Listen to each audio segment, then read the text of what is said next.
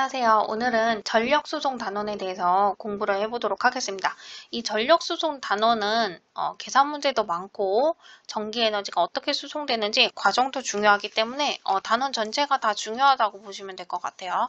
여러분들도 또 실제로 어려워하는 단원이기도 하고, 그래서 오늘은 이 송전 발전 과정과 변압기 그리고 계산 문제들을 조금 자세히 세세히 다루도록 할 예정이니까 꼼꼼히 영상 보시면서 공부하셨으면 좋겠습니다.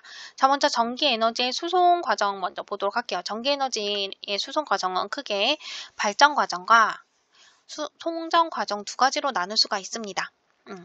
자, 발전 과정은 보시면 우리가 앞서 배웠던 화력발전이나 원자력 핵발전, 그리고 또 뒤에서 배울 수력발전들이 전기를 만들어서 어떤 과정을 거쳐서 송전을 하는지에 대한 이야기예요.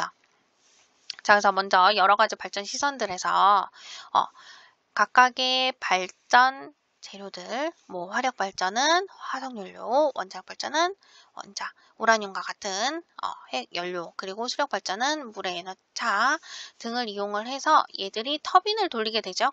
결국 그래서 이 터빈을 돌리면 이 터빈에서 돌아간 에너지들이 발전기를 통해서 전기를 만들게 됩니다. 여기까지가 발전 과정이고요.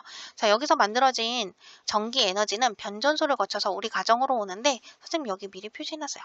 요 전선, 우리가 전기줄이라고 하는 요 전선은 저항을 가지고 있습니다. R이라는 저항을 가지고 있고요. 요 R이라는 저항을 가진 송전선을 지나서 우리 집 앞에 들어오게 되는 주상 변압기를 지나서 가정으로 들어오게 됩니다. 이때 요 송전선과 가전제품들의 저항은 모두가 직렬 연결이다 라고 생각하시면 되고요. 요 직렬 연결이기 때문에 전류가 모두 다 동일합니다. 여러분들 중학교 때 오메 법칙 배우셨죠? 우리 앞단원에서도 했는데, 오메 법칙은 I는 R분의 V라는 걸로 구할 수 있고요. 이때 선생님이 회로를 한번 그려보겠습니다. 자, 이게 건전지죠? 전압 V, 그리고 전압으로부터 전류 I가 흐르게 되고, 이때 저항 R을 지나치게 되는데, 이렇게 하나짜리는 쉽게 구할 수 있어. 그런데 두 개짜리가 되면 우리가 힘들어하죠? 두 개짜리를 구해보도록 하겠습니다. 이렇게 R1, R2라고 해봅시다. 자, 이때 전류는 R1에도 I만큼 전류가 흐르고 R2에도 I만큼 전류가 흐른다 하는 얘기예요. 직렬 연결일 경우에는 동시에 각각의 저항에 흐르는 전류값이 전체 전류값과 같다라고 보시면 됩니다. 근데 이렇게 직렬 연결 말고 요런 병렬 연결도 있죠? 병렬 연결은 전압이 V만큼 있으면 여기 R1, R2 라고 되어 있으면 여기 전체 전류 I가 요 병렬 연결로 가면서 둘로 나눠지게 되죠. 그래서 여기 흐르는 전류는 I1, 여기 흐르는 전류는 I2가 돼요. 그래서 전체 전류 I는 I1 플러스 I2가 됩니다. 전류값이 달라요. 그럼 이때는 뭐가 같냐? 걸리는 전압이 똑같이 V로 같습니다. 여기는 각각에 걸리는 전압이 V1, V2로 달라지고요. 병렬 연결 때는 전압은 같고 전류의 값이 달라져요. 그래서 요거 잘 기억하시려면 선생님 요렇게 기억하면 좋을 것 같아요. 전류가 아니라 직류, 병압 이라고 기억하시면 좋을 것 같습니다. 직렬 연결일 때는 전류가 같고 병렬 연결일 때는 각각의 저항에 걸리는 전압이 같다. 이렇게 기억해 주시면 좋을 것 같아요. 계산할 때 여러분들이 이미 중학교 때 배웠기 때문에 고등학교 과정에서는 딱히 이 용해 법칙에 대해서 다시 하지 않아요. 이미 알고 있다 생각하고 하기 때문에 이 부분 잘 모르시는 학생은 따로 공부를 하셨으면 좋겠습니다. 일단 오매법칙식만 알면은 기본적으로 다 하실 수 있는 부분이니까 어렵지 않고, 혹시 생각이 안 나시는 분이 있더라도 뒤에 선생님이랑 문제 같이 풀면서 기억을 상기해 보면은 다 기억이 나실 거라고 믿습니다. 자, 일단 다시 송전 과정으로 돌아와서 변전소에서 전기 에너지를 가정으로 송출을 하게 되는데, 이때 발전소에서 송전하는 전력은 항상 일정합니다. 일정하고, 발전소에서 생산하는 전류와 송전소에 흐르는 전류는 아까 뭐라고 했죠? 같다라고 했죠. 요 네모 박스에 있는 내용 잘 기억해 두시면 좋겠어요. 그래서 발전소에서 10에서 한 20kV 정도의 전기 에너지를 만들면 변전소를 거쳐서 송전선을 따라서 이동할 때는 154, 345, 765 점점점 숫자가 어떻게 돼요? 증가하죠. 증압합니다. 고압으로 송전을 하게 돼요. 전압을 높여서 승합시켜가지고 증압이라고 하지 말고 승합이라고 합시다. 전압을 높여서 송전을 합니다. 그랬다가 2차 변전소 지나서 송전로를 지나서 다시 주상변압기를 거치면 가정에 들어오기 직전에 이 주상변압기를 거치면서 나올 때 220V로 나오게 되는 거예요. 그래서 우리 가정에서 쓰는 전기는 220V의 전압을 가지는 전기 에너지다 라고 보시면 됩니다. 자, 1차 변전소 지나서 갑자기 전압을 쭉 올리는 이유는 뭐냐? 송전선 따라서 손실되는 전기 에너지를 줄이기 위해서 전압을 높여서 보내는 거예요. 그리고 이 높여서 보내는 건 뒤에서 다시 한번 설명하겠습니다. 2차 변전소는 이제 가정이 있는 근교기 때문에 고압으로 보내면 감전의 위험이 있기 때문에 2차 변전소 지나면서부터는 전압을 서서히 낮춰서 이제 도시로 공급을 하게 되고, 마지막 가정에 들어오기 전에는 반드시 주상변압기라는 걸 거쳐서 가정용 전압인 220V로 낮춰서 전기에너지를 공급하게 됩니다. 자, 이게 송전 과정이에요. 자, 그러면 요 송전선 따라서 손실되는 전력은 얼마만큼이냐? 우리가 그걸 이제 구해보도록 합시다. 자, 전력이라는 건 뭐냐면 1초 동안에 공급하거나 또는 우리가 소비해서 버리는 전기 에너지를 전력이라고 하고 P라고 표시를 합니다. 자, 시간당 소비 또는 공급되는 전기 에너지이기 때문에 이렇게 구할 수 있고요. 자, 얘를 구해보면은 전기 에너지는 구하는 식 그냥 보시면 돼요. 고등학교 1학년 과정에는 아니기 때문에 요거는 참고로 알아두세요. 전압 곱하기 전류 곱하기 시간 해주시면은 전기에너지 구할 수 있습니다. 자, 그러면 똑같이 시간이 없어지죠? 그래서 전력은 V 곱하기 I로 구할 수 있어요. 통합 과정은 요것만 나와요. 통합 과학에는. 그래서 이 앞단어는 모르고 그냥 무작정 외우게 되는데 요 식이 나오기까지는 요런 과정을 거쳤다라는 거 선생님 참고로 말씀드립니다. 전력의 정의는 시간당 공급하거나 소비된 전기 에너지 그대로 썼죠? 시간당 전기 에너지로 나타낼 수 있고, 요 전기 에너지 구하는 식이 전압 곱하기 전류 곱하기 시간인데 시간당의 전기 에너지니까 시간 t가 없어져서 전력은 결국 전압 곱하기 전류로 구할 수 있고, 요때 오메 법칙 쓰시면 요 식 다시 바꿀 수 있어요. I는 R분의 V로 바꿀 수 있고 또는 V는 IR로 바꾸면 식이 또 한 번 바뀝니다. I는 R분의 V로 넣으면 식이 어떻게 바뀌나요? R분의 V제곱으로 바뀌죠. 그리고 요 식을 V는 IR로 바꾼다면 V 대신 IR을 넣으면 I제곱 R로도 바꿀 수 있다. 요렇게도 바꿀 수 있고 요렇게도 바꿀 수 있다는 거. 그래서 전력 구하는 식은 요거가 베이스인데 상황에 따라서 이렇게도 구할 수 있고 이렇게도 구할 수 있다. 주로 손실 전력 구할 때는 요 식을 많이 씁니다. 그래서 송전선에서의 전력 손실은 1초 동안 송전선에서 발생하는 열 에너지를 우리가 손실 전력이라고 하고, 얘는 전력 손실 또는 손실 전력이라고 하는데 이렇게 구한다라는 거 기억해 두시면 좋겠어요.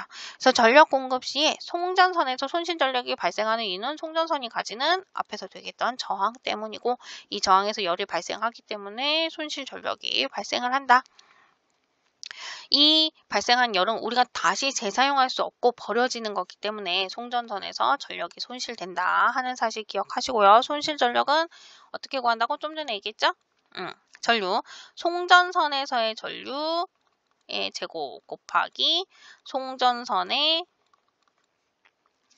여기 송전선이라고 적어야 되는데 송전선에 흐르는 전류의 송전선의 저항값을 곱해주면 됩니다. 그래서 송전선에 흐르는 전류의 제곱에 저항을 곱해주면 손실 전력을 구할 수 있다.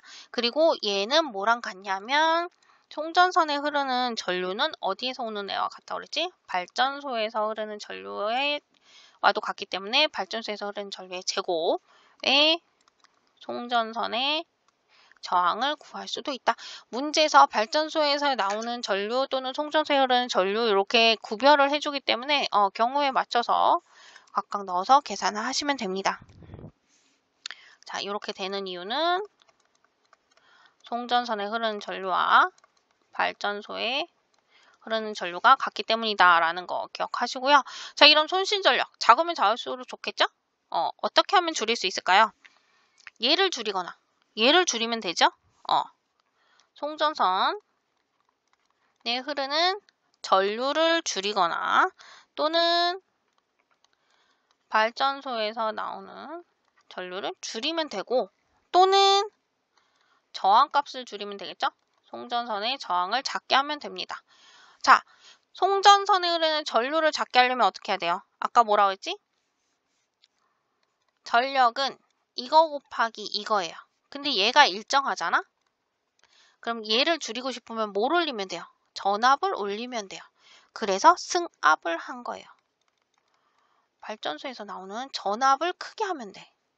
전압을 크게 한다는 건 승압을 한다는 얘기지? 고전압으로 바꿔주면 송전하면 되고 송전선의 저항을 작게 하려면 요 전선에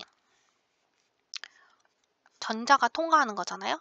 그러면 잘 통과하면 할수록 전류가 잘 흐르는 거잖아. 그래서 요 저항을 작게 하려면 전선의 길이는 짧게 하면 되고 단면적은 크게 하면 전자가 많이 통과해서 전류가 잘 흐르겠죠. 그래서 전선의 길이는 짧게, 전선의 단면적은 크게 하는 것이 좋다.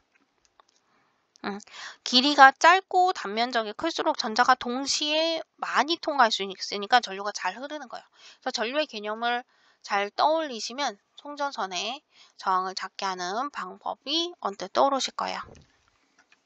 자, 그렇다면 이런 손실 전력을 줄이기 위해서는 위험하더라도 어떻게 한다? 다시 정리하면 고전압으로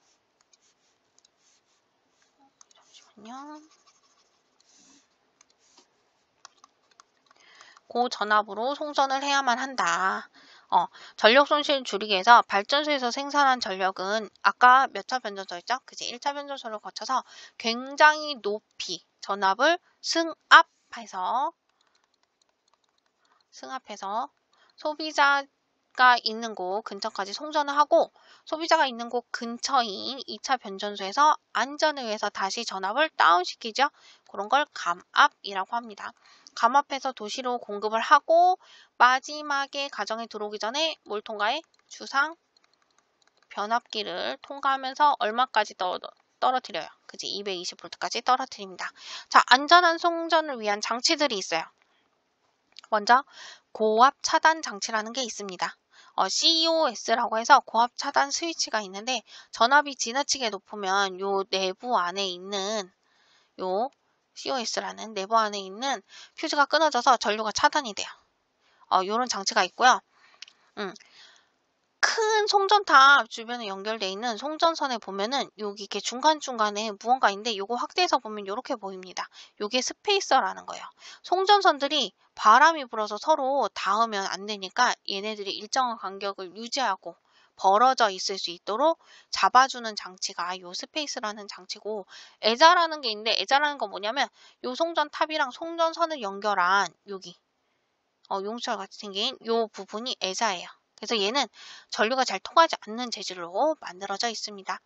그래서 요 COS 고압 차단 스위치와 스페이서, 애자 등이 안전한 송전을 위한 장치들로 꼽힙니다. 자, 그럼 지금까지 배운 내용들은 문제를 풀면서 공부를 다시 내용을 정리해 보도록 합시다. 실제 문제를 선생님이 쪼개서 낸 거예요. 여기에 있는 문제들을 다 푸실 수 있다면 이런 송전 과정에 관한 문제들은 아마 다 푸실 수 있을 거예요.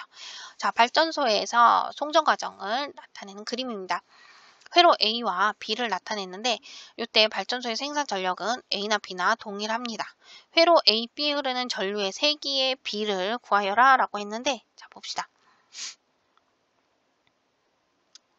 자, 이때 보시면 회로를 보시면 회로 A와 B의 차이는 뭔가요? 생산 전력은 동일하게 보낸다고 했어요. 생산 전력은 동일하지만 뭐를 다르게 보냈나요? 전압을 다르게 보냈어요. 요거 문제에서 확인을 하시고 자, 발전소에서 보낸 전력은 어떻게 구할 수 있죠? 전압 곱하기 전류로 구할 수 있죠. 요것도 기억하시고 자, 송전선에서 손실되는 전력 있다고 했죠. 어떻게 구해요? 전류 곱하기 저항값으로 구할 수 있다 하는 거 써놓고 시작하시면 어렵지 않게 푸실 수 있을 거예요. 자, 그러면 회로 A와 B에 흐르는 전류 비교해 봅시다. 자, 먼저 발전소에서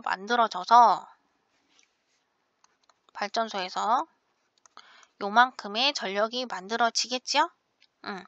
자, 이때 전력은 같다고 했으니까 여기서의 P나 여기서의 P나 같을 거야, 전력은. 자, 그럼 요거 어떻게 구하면 될까? 자, 요걸로 이루어 A와 B의 전압 B는 몇 대 몇이에요? V 대 2V니까 1대 2지요. 그러면 얘가 같으니까 얘가 크면 전류가 작아지지. 그러면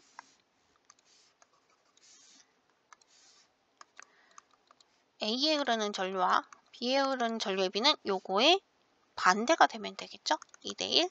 왜냐면 전력이 같으니까.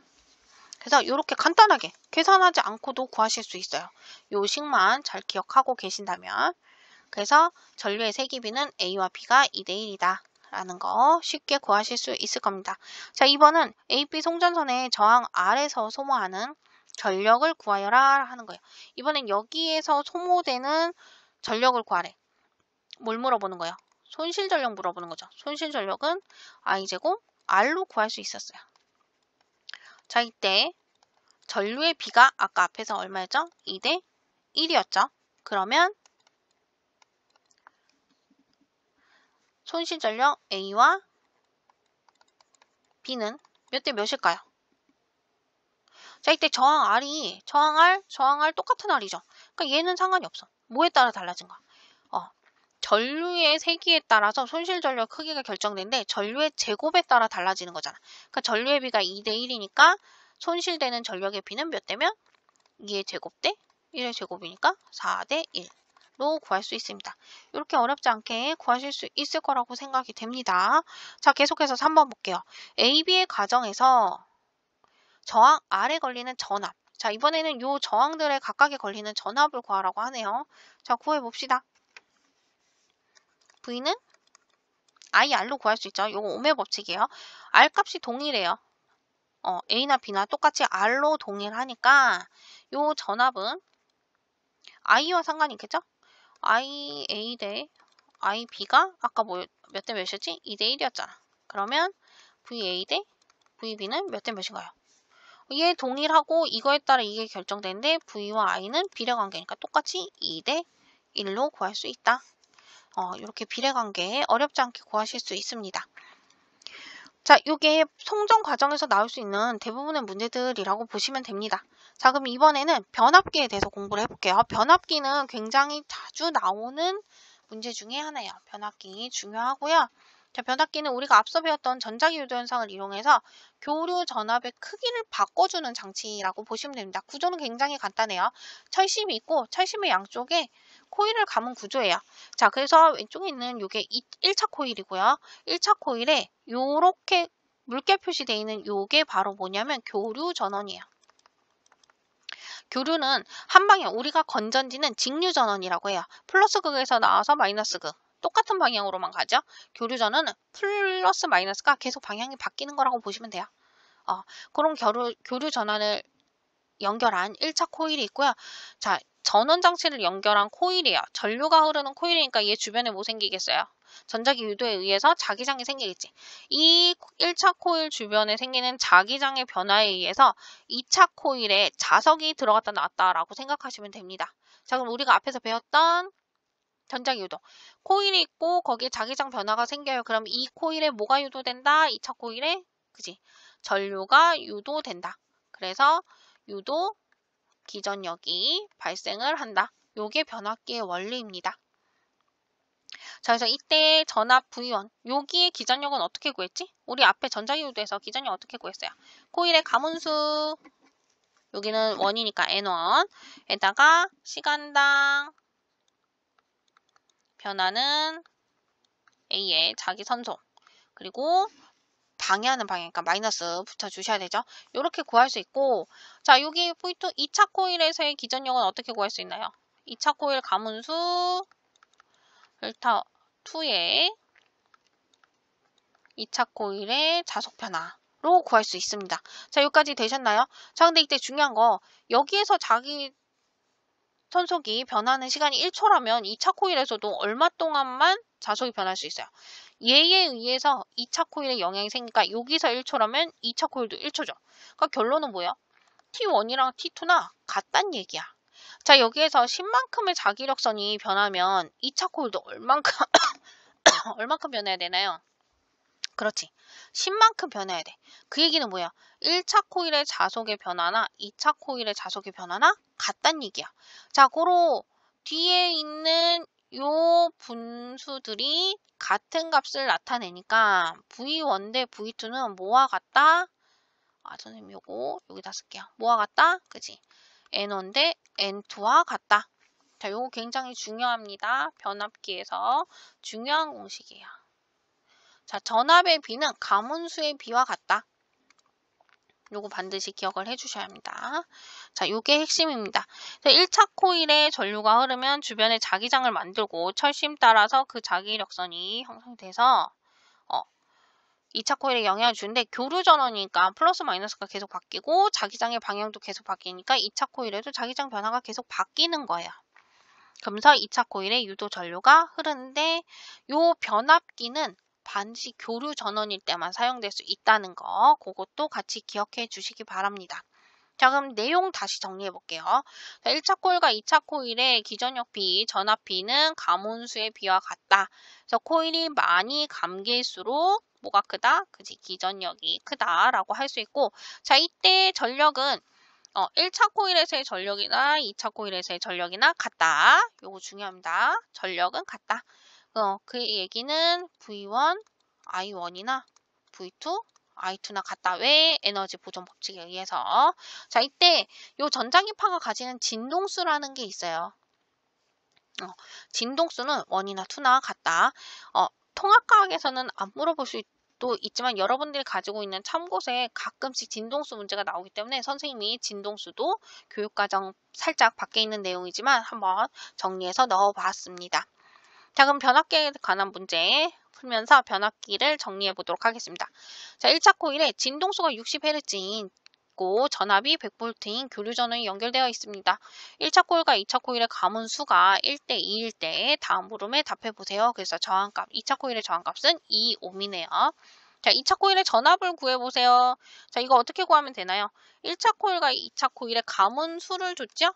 자, 변압기에서 V1 대 V2는 뭐와 같았지? N1 대 N2와 같았어요. 자, 가문수비를 줬으니까 전압 구할 수 있죠? 가문수비가 1대 2야. 그럼 전압비도 몇 대 몇이에요? 1대 2죠? V1 대 V2가 1대 2인 걸 구했어. 그런데 1차 코일의 전압이 100V래요. 그러면 얘는 얼마? 2차 코일의 전압은 200V. 어렵지 않게 비례식으로 구하실 수 있을 겁니다.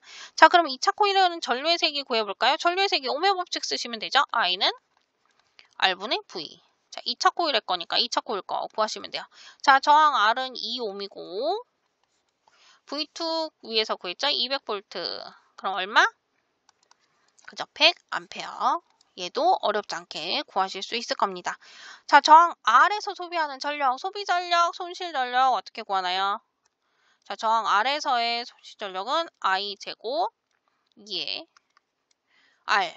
자, 두 번째 2차 코일에서의 전류의 제곱에 저항값 곱하면 되니까 2차 코일에서의 전류 방금 위에서 구했네요. 100A. 100A의 제곱 곱하기 저항 2옴이었죠? 2옴 해주면 얼마인가요? 2만 와트. 단위는 와트입니다. 전력이니까. 자, 요렇게 구하실 수 있어요. 자, 교류 전원에 공급하는 전력은 어떻게 구할 수 있나요? 자, 교류 전원이 공급하는 전력, 여기에서의 전력이 P2, 여기에서의 전력이 P1인데, 자, 이때 저항 아래에서 소비하는 전력이 곧 뭐니? 방금 전에 구했던 저항 아래에서 소비하는 전력이 바로 P2죠, P2. 2차 코일에서의 전력이니까. 2차 코일에서의 전력이 2만이면 교류 전원이 공급하는 전력인 P1도 얼마여야 돼요? 그죠? 2만 와트. 이거 계산할 필요 없죠? 위에서 계산했으니까 그냥 바로 써주시면 됩니다.